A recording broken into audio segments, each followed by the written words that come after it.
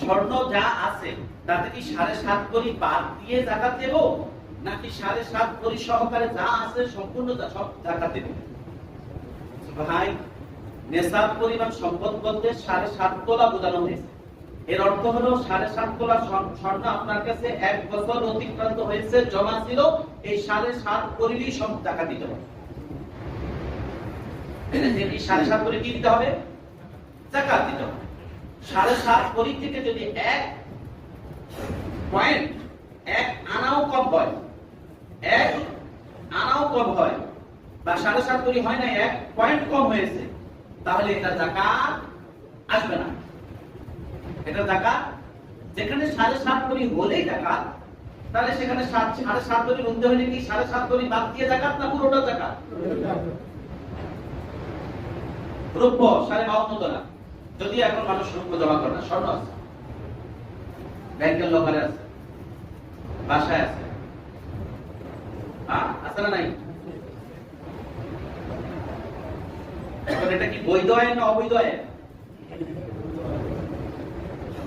যিনি বৈধ আইন দিয়ে সম্পদ ডাকাত গোল্ড কিনেছেন তো কিনেছেন, যিনি অবৈধ আইন দিয়ে করেছেন এই ব্যাপারে ইস্তেহাদ করতে হবে। এখন তাকে জিজ্ঞেস করতে হবে তার আইনটা কি বৈধ না অবৈধ। তিনি সত্য কথা না বললে তাকে কি সত্য মাসালা দেওয়া যাবে? আল্লাহ আমাদেরকে হেফাজত করুন। এরপর আল্লাহ সুবহানাহু ওয়া তাআলা বলেন, ইয়াউমা ইউহবা আলাইহা ফি নারি জাহান্নাম, সেদিন ইয়াউমাল কিয়ামা ফি নারি জাহান্নাম, জাহান্নামের আগুনকে উত্তপ্ত করা হবে। কি করা হবে? তাপ দেওয়া হবে। কেন? বাতুওয়া বিহা জিবাহুম ওয়া জুনুবুহুম ওয়া যুহুরুহুম, জাহান্নামের আগুনকে উত্তপ্ত করা হবে এই জন্য যারা এই সম্পদগুলো জমা করে রেখেছেন, তারা সম্পদের যাকাত দেয়নি। তাদের ললাট বলা হয়েছে, ললাট করতে চেহারার অংশটা। বাতুওয়া বিহা জিবাহুম, জীবন হলো ললাট, চেহারার মধ্যে ওই আগুন দিয়ে দাগ দেওয়া হবে। কি করা হবে? চেহারার মধ্যে সম্পদের যাকাত না দেওয়ার কারণে দাগ দেওয়া হবে। নাম্বার 1 আল্লাহ বলেছেন কথা, জিবাহুম ওয়া জুনুবুহুম, জাম্বুল ওয়া জুনুবুহুম, জুনুব হলো পার্শ্বদেশ, ডান পাশ বাম পাশ। আল্লাহ তাআলা বলেছেন ডান পাশ বাম পাশ, এই তাদের ডান পাশে বাম পাশে তাদেরকে ছেঁকা দেওয়া হবে। আগুন দিয়ে কি করা হবে? ছেঁকা দেওয়া হবে। কেমন ছেঁকা? তাদেরকে এমন যেই সম্পদটা আছে এই সম্পদকে উত্তপ্ত করা হবে। অন্য হাদিসে আসছে তাদের মাল সম্পদগুলোই উত্তপ্ত করা হবে। উত্তপ্ত করে এই সম্পত্তি তাদের ললাটের মধ্যে তাপ দেওয়া হবে, তাদের বাম পাঁজরে, তাদের ডান পাঁজরে, অর্থাৎ তাদের এই পাঁজরের মধ্যে তাদেরকে তাপ দেওয়া হবে।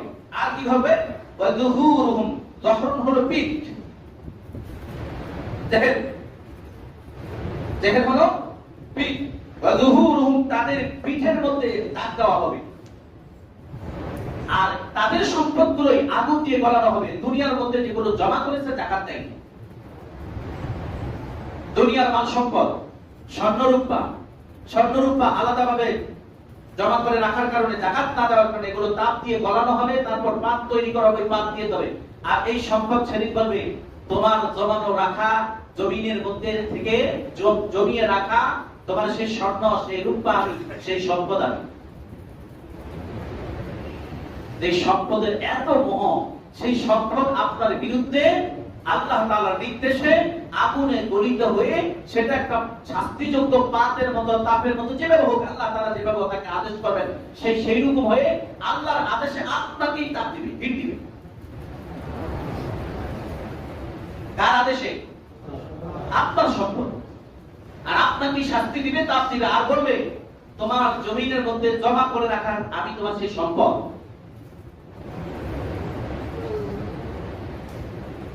কি আশ্চর্যের বিষয় না? একজন ব্যক্তি আর একজন ব্যক্তিকে সামনাসামনি যদি বিরুদ্ধাচরণ মূলক কথা বলেন, আপনি আমার বিরুদ্ধে কথা বলছেন, আমি দেখে নেব। এখন আপনার সম্পদ যে আপনার বিরুদ্ধাচরণ করবে এটা কে জানিয়ে দিচ্ছেন? আর কে জানিয়ে দিচ্ছেন? রাসূল সাল্লাল্লাহু আলাইহি সাল্লাম। কে জানিয়ে দিচ্ছেন? আল্লাহ। আর জানিয়ে দিচ্ছেন মুহাম্মদ সাল্লাল্লাহু আলাইহি সাল্লাম। আগে আপনাকে সার্টিফিকেট ফলাফল ঘোষণা করে দিয়েছে আপনার সম্পদ আপনার জন্য এটা হবে। এখন সেই সম্পদের বিরুদ্ধাচরণ কেন করেন না? মায়া, এত মায়া। তো এটাই তো আপনার বিরুদ্ধাচরণ করবে। তা আপনার ভাইয়ের প্রতি আপনার মায়া ছিল না? ছিল। এই 8-10 বছর যখন হয়তো বাবা যখন কোনো খাবার কিনে দিত, সেই বাবার দেওয়া খাবারটা অর্ধেক খাইছেন আর অর্ধেক ভাইয়ের জন্য নিয়ে আসতেন বা বোনের জন্য নিয়ে আসতেন। কি আনেন? আর বড় হওয়ার পরে ওই সম্পদের জন্য ভাই আমার বিরুদ্ধাচরণ করলে তুমি আমি দেখে নেব কি করতে পারো দেখো।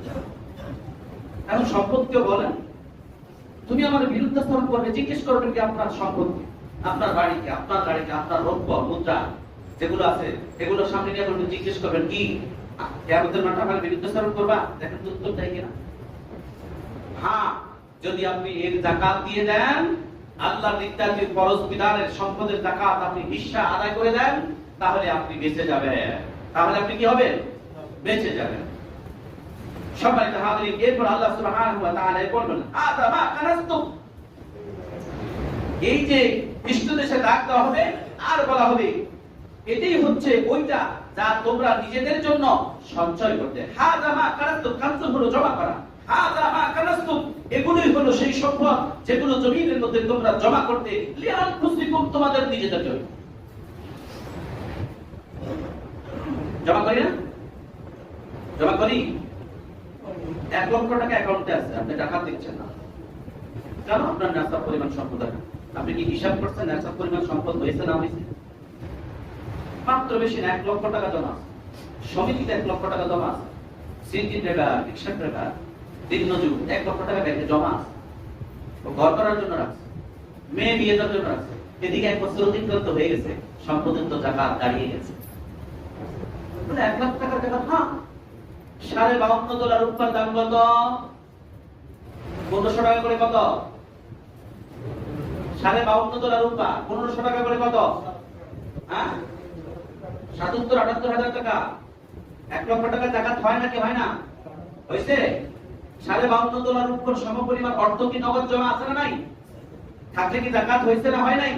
রিকশা ড্রাইভার, সিটি ড্রাইভার, দিনমজুর কাজ করে ব্যাংকে টাকা জমা করছেন, আপনার জাকাত জমা হয়ে গেছে, 2500 টাকা দিয়ে দিতে হবে। এটার নাম জাকাত। আর কিভাবে বুঝাইলে বুঝবেন বলেন?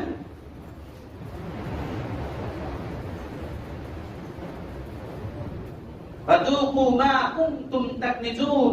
অতএব নিজেদের জন্য যেগুলো আমরা সঞ্চয় করি কিয়ামতের মাঠে, ফাযুকু মা কুনতুম তাকনিজুন, তোমাদের জমাকৃত সম্পদের কিয়ামতের মাঠে এটার স্বাদ ভোগ করো। সেই স্বাদটা হাদিসের ভাষায় আসছে, সেগুলো গলানো হবে, তাপ দেওয়া হবে, ললাটের মধ্যে, পিঠের মধ্যে, পাঁজরের মধ্যে তাপ দিয়ে বলা হবে এগুলোই তোমার সম্পদ, যেগুলো তুমি জমিনের মধ্যে জমা করতে। আজকে আমি তোমার মাল, আমি তোমার সম্পদ। এছাড়াও হাদিসে আরো আসছে, রাসূল সাল্লাল্লাহু আলাইহি ওয়াসাল্লাম বলেছেন স্বর্ণ আর রূপাকে জমা করে অজগর সাপ বানানো হবে। কি বানানো হবে? অজগর সাপ।